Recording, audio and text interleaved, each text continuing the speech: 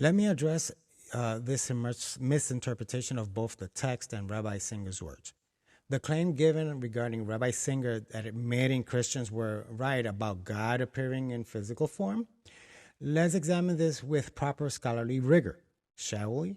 First, let's establish something fundamental. We're dealing with Hebrew scriptures, not English translations, that lose crucial linguistic and contextual nuances. The surface level reading ignores basic Hebrew textual patterns and divine communication methods throughout the Tanach. The most glaring proof that these encounters were with Malachim or angels rather than God himself is simple. They lived. Hashem explicitly states in Exodus 33:20, "You cannot see my face, for no man can see me and live." The very fact that Jacob, not only Jacob, Gideon, Manoah, and others survived their encounters prove definitely they did not see God himself. Their survival is the evidence that confirms Hosea's clarification that these were angelical encounters. Let me expose a simple question. Why don't you claim Isaiah was God in physical form? When he speaks in first person, divine speech. In Isaiah 7, we see the same pattern you're misinterpreting in Genesis 32. Isaiah transitions from "thus says Hashem" to speaking God's direct words in first person. Yet, mysteriously, you don't build a theological case for Isaiah's divinity. Why the inconsistency?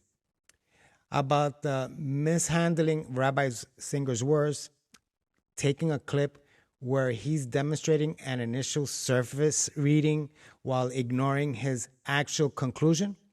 This is precisely the kind of selective quotation he warns against. Rabbi Singer was showing how Hosea 12, verse 4-5, provides the definite clarification that he was a malach, or angel, not God himself.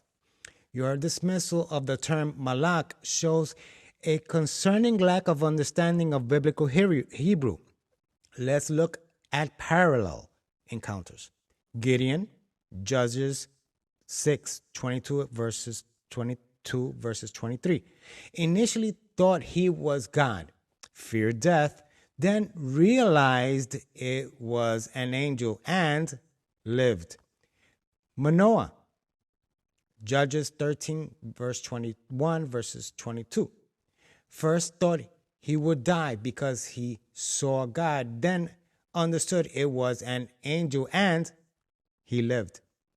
Jacob named the place Peniel, thinking he saw God, but Hosea clarifies it was an angel and lived.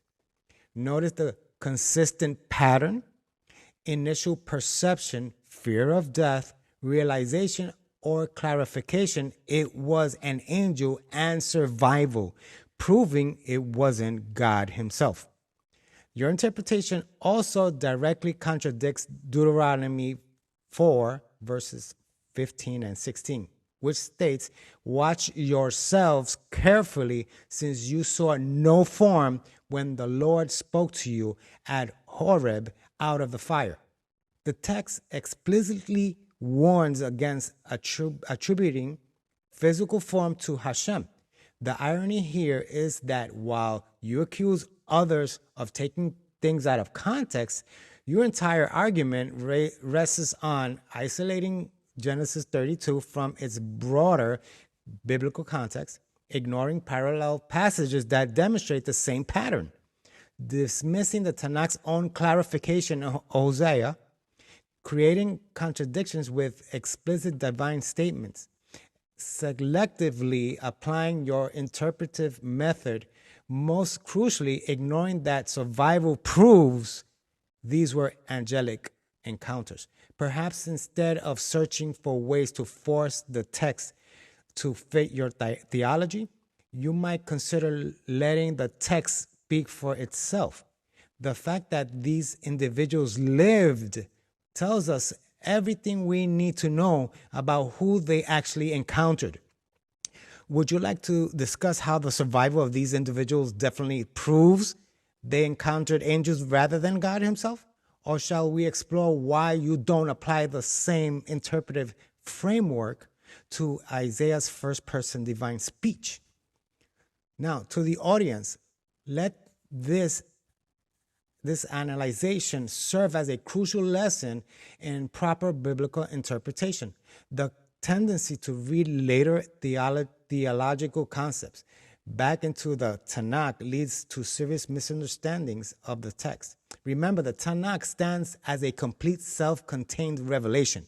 It came first, and it interprets itself when read in proper context.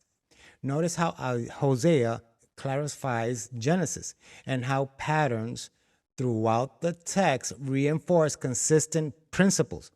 When someone claims to have found hidden meanings that contradict the Torah's explicit statements, pause and examine the text.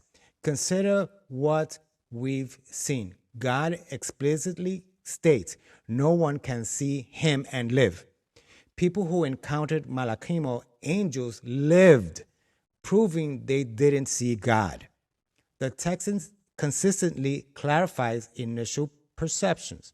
The Hebrew language and context matter immensely. Don't fall into the trap of isolating verses from the text, ignoring the Torah's own clarifications, reading later theological concepts back into earlier texts, dismissing the Hebrew language's nuances, cherry-picking quotes from Jewish scholars. The answer are always in context. If your interpretation creates contradictions with God's explicit statements, it's time to re-examine your approach. The Tanakh requires careful, systematic study, not selective reading to support predetermined conclusions. Before accepting any interpretations, ask yourself, does this align with what Hashem explicitly tells us in the Torah? Does it create contradictions? Does it respect the text's own clarification and patterns? Remember, truth doesn't require forcing square pegs into round holes. Read properly into the context. The Tanakh speaks clearly for itself. The truth will come to light. Shalom. For everything you need, Hashem says, I gave you my word.